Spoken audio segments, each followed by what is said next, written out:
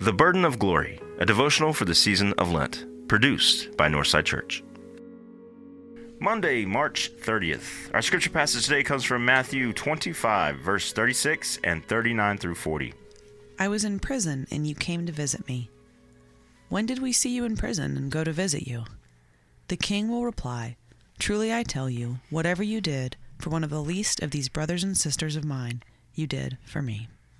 The final situation that Jesus calls us to step into as we bear the burden of glory is that of the prisoner.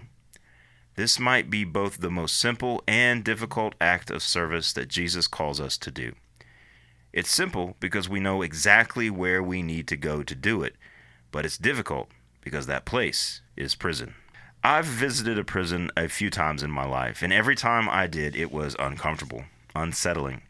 And I'd be lying if I said it wasn't at least a little bit scary. Prison is so far removed from our everyday experience, and just the unfamiliarity alone is enough to give us pause.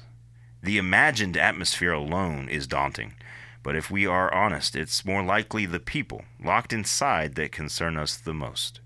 We have removed these persons from society for a reason, and the idea of visiting them might seem to be counterintuitive to that purpose.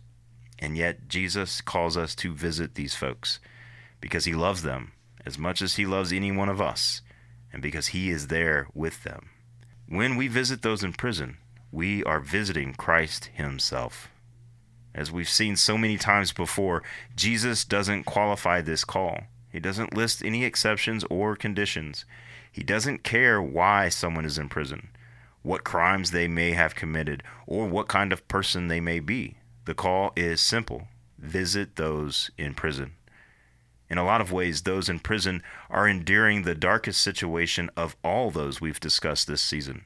Having your freedom restricted or removed entirely can be poison for the soul and the mind. The feeling of being cut off or forgotten is heartbreaking and leads to a loneliness that would drag any of us into despair. Of course, I'm speaking in generalizations here. I won't pretend to know the experience of a prisoner or what it's like to be imprisoned, but I also don't need to know any of this in order to answer the call that Jesus has given me. Even if we've decided as a society that these folks deserve their imprisonment, and even if we personally agree with that decision, it doesn't diminish their humanity or make them any less created in the image of God.